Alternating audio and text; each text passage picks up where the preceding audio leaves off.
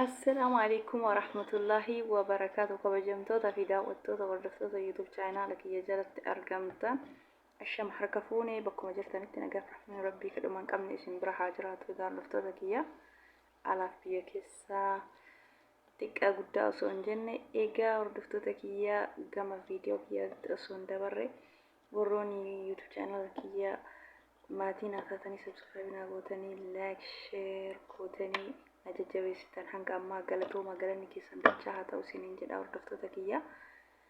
Egaa warroonni haaraa taatan asumaan gara YouTube channel kanaatitti dabala maatii naaf ta'a laayikii sheerii subscribe dagatina isiniin jedha.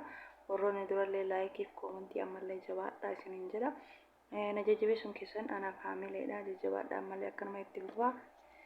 Egaa hordoftoota kiyya viidiyoon an har'a qabadhee dhufe wanta mana keenya keessatti itti fayyadamnu faayidaa fuula keenyaa akkasuma faayidaa harka keenyaa wanta irraa fayyadamee anillee akka isinillee warroonni kireemii garagaraa farmaasii irraa gurtanii itti fayyadamtan warroonni meekaappii garagaraatiin fuula keessan gizee maraa dibattan kanaafuu meekaappiillee ka caalu ka kireemii farmaasii irraa guuran namoonni tokko osoo hin beekne fuula isaanii balleessa ni diimessa fuula kiyya naa bareechaa jedhanii osoo hin beekne fuudhanii bitanii itti fayyadamanii maaliif waa isaa baay'inaanii dubbifannee yoo hin beekne rakkisaadha. Kanaafuu maaltu kanaan nu dhibe wanta mana keenya keessatti fayyadamu wantoota uumamaa nuti hin beekne malee qaama keenyaaf wantoota faayidaa qabu. Google Chrome keessa seenatii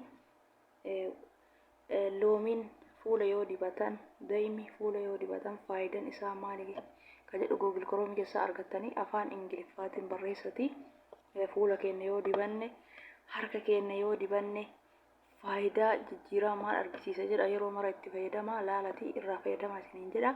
Anillee fayyadamee isiniin jira kanaafuu faayidaa baay'ee irraa argadhe ani dhugaa yoo dubbanne amma itti fayyadamuu jammaree wantoota kana wordofee Google Chrome keessa barreessee laalee uummanni garagara yeroo itti fayyadamu in argitanii keessumayyuu uummanni Turkii uummanni Hindiyaa uummanni biyyoota garagara waan akkanaa kana itti fayyadamanii irra caalaa. Kanaafuu nus itti haa fayyadamnu osoo nu bira jiru faayidaa isaa wanta baay'ee mana keenya keessatti argamu faayidaa isaa hin beeknu kireemii fuula nama bareechaa laalleetiin hin bituu malee meekaappii ofii diddibannu bituu malee waan akkana kana nu irraa hin beeknu kanaafuu irraa haa barannu. Amma barumsi barsiisaan barbaachisu doktoraan barbaachisu moobaayilii makeet irraa laaltee intarneeta qabaatte waa baay'ee irraa baratta. Barumsi gaafiin barbaachisu yeroo ammaa kana namni waa baratuuf xiyyeeffatu ni barata. Barumsa dubbisuu taate barumsa waa beekuu taate barumsa faayidaa wantoota garagaraa irraa beekuu taate ogummaa garagaraa beekuu barbaadan Google Chrome keessa seenanii afaan Ingiliffaatiin barreessanii haaluma salphaan irraa barachuu dandeenya itti fayyadama isiniin jedha. Ani maaliif nu hundi keenyayyuu kushiinaa namaa keessa hojjenna harki keenya kun sababa dalagaa wantoota garagaraa wantoota mana keessatti meeshaan dhiqan mana fincaanitti dhiqan ammallee kan nyaata hojjen ibiddi garagaraa nu gubu harka keenya kana ni gurraachessa bifa tokko itti baasa maaliif wanti yeroo adala harka nu gubuufi ammallee fuula keenya hafuurri nyaataa ibiddaa ija keenya kana jala nu gurraachessa fuula keenya kanallee nu gurraachessa ammallee shifiniinaaf nu saaxila hafuurri nyaataa suni yeroo baay'ee hojjennaa mana arabaa kana keessatti namni hundi isaatu ni hojjeta.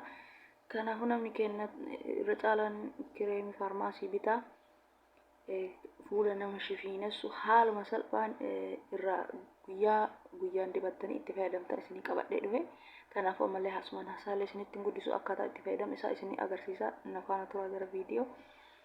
Ayyee bismillahir rahmaanir rahiim. Wanti kun daa'ima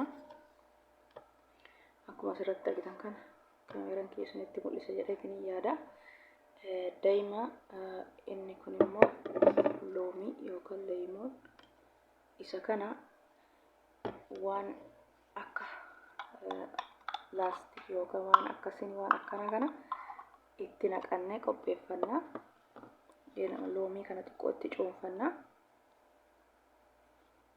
Hanga fuula keenyaa yeroo tokkoof gahu galgala maraa yeroo hirribaaf deemnu dibannaa jechuudha. Mana namaa keessatti nutti mijaa'u hojjechiiftuun akka nu tolfannu akka nu dibannu hin feetu. Jaalattanis jibbitanis ija isii fuuldura deemtanii hin dibatina. Hin feetu, hin jaalattu, akka sarratanyaan luqqaatu yookaan goggoytuu ta'uuf hin qaqqabne taatee deemtu barbaaddi malee akka ati fuula kee baalaansii kenna haa eeggannu. Biyya keenya yoo galle sababni jireenyatu fuula kee si huqqisa.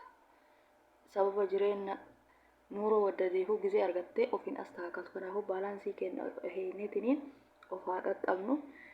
Namni hanga jiru of qaqqaba. Kanaafuu kushiinaan arabaa sababa jireenyatiin kushiinaa arabaa keessatti umriin keenya yeroo malee waan dulloomuuf sababa hojiin baay'atuuf kanaafuu baalaansii kennaa eeggannu. Qaama keenya daqiiqaa walakkaa kennine jechuudha.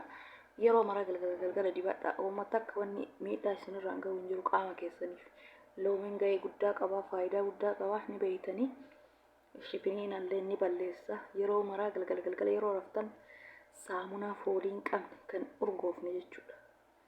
Saamunaa nuti faarmaasii bitadhaa akka kireemii, chaapstikii, kuulii, meekaappii minaamin bittan kana saamunaa fooliin hin urgoofne saamunaa natsaa bitadhaatii fuula keessan galgala yeroo hirribaaf deemtan. Amma yeroon kun ani hirribaaf yeroo deemu hunda dibadhaa. Maaliif hojjechiiftuun hin feetu. Ni naafti.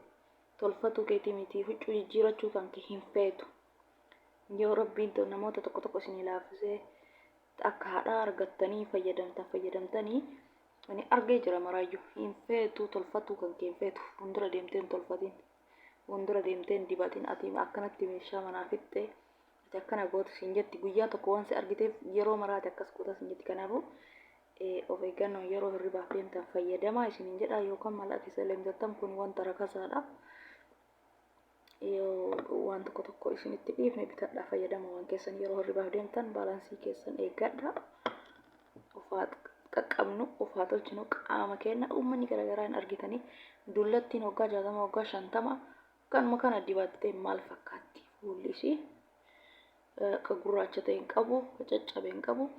Ammallee viidiyoo kee jala seenaa ilaala killee fi faalziin walitti dabalanii fuula nama caccabe walitti shunturate yeroo maraa torbaan keessatti si'a tokko dibadhaa. Viidiyoo kee jala seenaa ilaala. Ani waan ofii kiyyaa itti fayyadamee ilaalee faayidaa qabaa waan jijjiirama qaba waan jedhe irraa isinii dalagaa. Waan jijjiirama hin qabne ofii kiyyaa awwala ilaalee itti fayyadamee waan jijjiirama hin qabne isinii gadi hin dhiisu. Isin jecha namaati miti Google Chrome keessa seenaa barreeffadhaa itti fayyadama. Kanaafuu ani amma haala kanaan loomii maasha itti cuunfadheetiin jira. Ammallee daa'ima maankaa tokko kan galgala yeroo maraa yeroo hirribaaf deemtan fuula keessan saamunaa foolii hin qabne urgaa hin qabne dhiqattanii maankaa xiqqaa kana tokko isin mul'ata jedhanii maankaa xiqqaa kana tokko itti dhiqattanii haaluma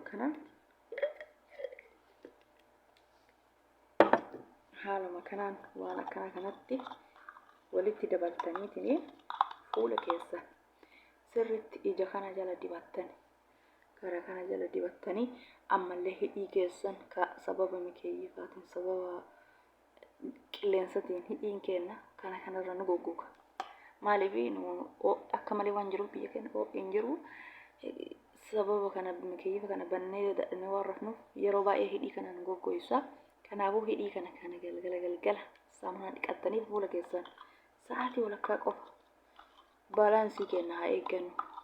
Viidiyoo wanta fuula dibatanii qalqoo keenyallee simmintoo qalqoo qullaan deeminaan kan goggoysa kaalsii itti godhadha. Baay'ee haala kanaan loomii cuunfaa gimmaashaa fi daa'ima maankaa xiqqishuu tokko galgala maraa kunaan amma fuula keessan dibattanii an amma harkuma dibadhee isinii agarsiisa. Maaliif hijaaba isinitti agarsiisuu hin danda'u fuula kee dibadhee haala kanaan isinii mul'ata. Baay'ee lallaafa daqiiqaa 30 qofa ofirra tursiistanii bishaaniin ofirraa dhiqattanii galgala maraa hidhii keessan dibattanii harka keessan fuula keessan dibattanii akka ajaa'ibaa kanatti lallaafa akka ajaa'ibaa kanatti gurraachinni ibiddi garagaraan gube hafuurri kolooriksiin adda addaa harka keenya ciccire haaluma salphaan nurraa balleessaa. Yeroo hunda itti fayyadamaa isiniin jedha. Galgala yeroo raftan fuula keenyaaf sa'aatii gimmaasha haa kenninu, qaama keenyaaf sa'aatii gimmaasha haa kenninuufi akkuma jireenyi keenya dirqama dalaganii masruufa barbaachisu san qaamni keenyallee qaqqabbii barbaada. Kanaaf yeroo hedduu namni keenya idimee malee dulloomaa, idimee malee miidhamaa maaliifi jireenyaaf yaadna malee qaama keenyaaf bootaan kenninu. Mataalleen akkuma san qaqqabbii barbaada. Qaqqabbii waan argatiin hin dheeratu, jijjiiraman agarsiisu. Akkuma san qaamni keenyallee jijjiiraman agarsiisu jechuudha. Idimee keenya malee dulloomaa, idimee keenya malee qaamni keenya hin miidhama. Haala kanaan dibattanii fuula keessanillee haala kanaan dibattanii harka keessan lachuu dibattanii hidhii keessan dibattanii galgala yeroo hirribaaf deemtan wajjii keessan irraa baatanii hojii keessan geessanii yeroo hirribaaf deemtan haala kanaan daa'imaaf leemuu galgala maraa dibadhaati. Mee hanga torbee tokko guyyaa guyyaan dibadhaati. Hanga torbee tokko hidhii keessanillee fuula keessanillee horoonni kana jala isin gurraachate, horoonni fuulli isin shifiniine, horoonni fuulli isin gurraachate. Mee hanga torbee tokko daa'imaaf leemuu galgala yeroo hirribaaf deemtan ofitti dabalaa galgala maraa dibadhaati. Torbee tokkoon booda mee komantii jalannaa barreessaa jijjiirama argadhee yookaan lakki jijjiiraman arganne warri jettan komantii jalatti naa barreessaa.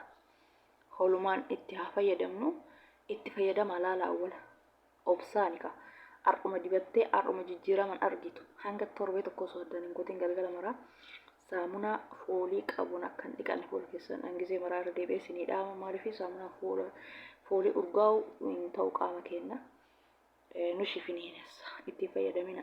Saamunaa urgaan qabna. Nutsu normaala saamunaa yoo dhabdan saamunaa diitoon osoo jedhamu osoo fayyadamtanii garuu innillee xiqqoo hin urgaa'a garuu bareeda. Saamunaa kaawwaniin adda akka malee urgaa'uutu jira saamunaan. Kana haala kanaan harka keenya waliin genne dibannaa, hidhii keenya galgala maraa ni dibannaa, fuula keenya galgala maraa ni dibannaa. Harki keenya baay'ee lallaafaa gurraachinni irraa bada. Meekaappii ittiin fayyadamina. Meekaappii caala hiriyaan kan kee yoo dhufe hiriyoonni keessummaan kan kee yoo dhufe biyyatti illee waan qabdaniin hooma qabdaniin fuulatti dibadhaa fayyadama. Nama saalfachiisu jechuudha. Fuulli keenya yeroo keessummaan dhufte ganaa meekaappii dibadhaa, yeroo hiriyoonni dhufte ganaa meekaappii dibatuuf wanni nuti hin qabnuuf hin jiru. Namni fedhe yoo dhufe fuulli keenya maashaallah akka ijoolleetiif bareedaa jechuudha. Kanaaf itti fayyadamaa. Hanga viidiyoo biraatti walitti deebinutti hordoftoota kiyyaa viidiyoolee isinitti hin dheeressu. Like, share, subscribe gochuun dagatinaa. Egaa hanga viidiyoo biraatti walitti deebinutti assalaamu alaikum warahmatullahi wabarakaatu. Itti fayyadamaa. Hanga viidiyoo biraatti walitti deebinutti nagayatti hordoftoota kiyyaa haala kanaan itti fayyadamaa isiniin jedha. Nagatti hanga viidiyoo biraa qabadhee walitti dachaatti.